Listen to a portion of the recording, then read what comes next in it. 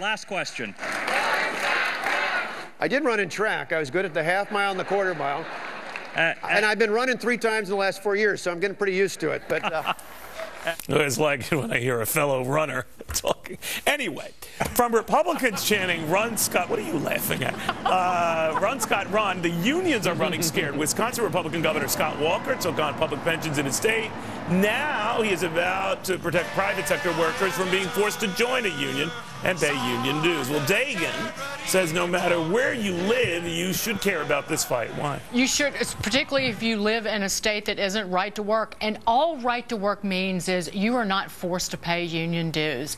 And that's where the jobs are going. In the last decade, that's where the economic growth was. That's where the income growth was. That is where the payroll growth was. So this does matter to you, because if you're being forced to pay union dues and you don't want to belong to a union, that is totally unfair.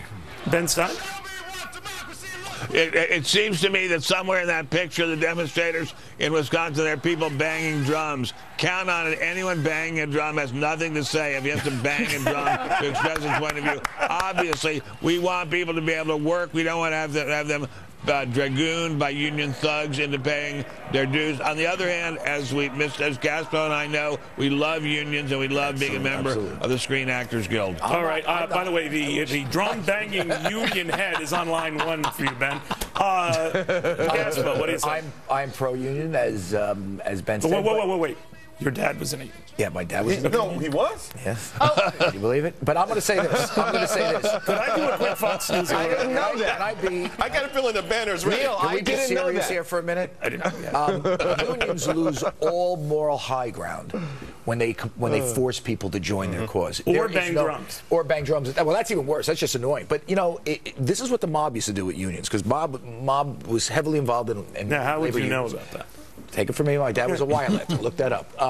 They used to put guns to people's heads to join and to pay dues. It was compulsory. It's not that much difference here, and this is where the union movement is going to die, when it becomes something that is, resembles, Al Capone in Chicago in 1930. But do you think, I mean, when people here step back from what's going on here, and you've all defined what's happening, but that the working man or woman across the country will say of Scott Walker, hey, isn't he the guy who went after, they won't hear unions, just the working guy? How will that play out? Well, that would be the narrative that's portrayed by some parts of the media, but I think the fact that he actually won, let's not forget, Wisconsin's like the birthplace of organized labor, right? So he actually was pressed on this in his home state, and the people of his state said, you know what, you made the right decision.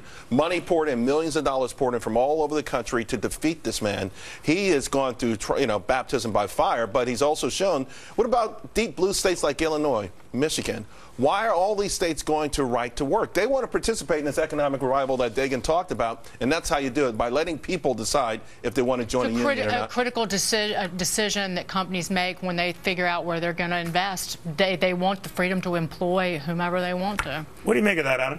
Well, I'm going to give Walker the benefit of the doubt and say that I think he may be starting, an intelligent discussion, which is not something our country is great at having, because most of this debate is not about any of these highfalutin issues. It's about sticking it to unions, as I think Charlie understands.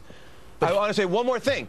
The reason that right-to-work states have been gaining jobs, that their right to work is not the only reason. There are other factors involved. The weather, doesn't it rub you the wrong way that a union compels you? You're compelled to join a union. Yes, it does.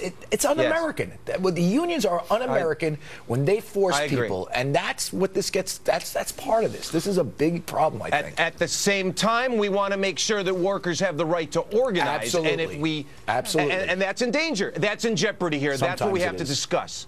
Well, I will tell you right now, it's not the mob who's putting guns in people's heads. The NLRB, the administration, this is the last stand for unions, and they're pulling out all the stops. So I think Scott Walker might be the perfect candidate for the last year, Times. Union membership, particularly in the private sector, continuing to shrink. And we should point out, I remember when I was in Madison for his recall election, and all the stuff these union guys were throwing at me. How many times? And they said hurtful things to me. Neil, how many times has Walker been recalled? I mean, once. Well, every other month he's had an election. I mean, this guy beats it back every time. Well, he has. He's got to be saying something. But we'll see. We'll see where it goes. Guys, in the meantime, they are defaulting, and now a group of college students have no problem sticking you with the bill.